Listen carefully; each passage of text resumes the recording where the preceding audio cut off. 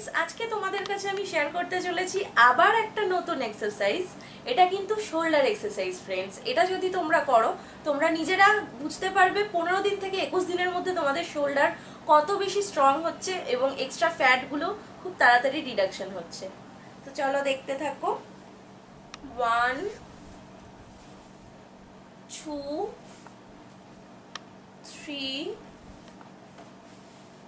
4 5 6 7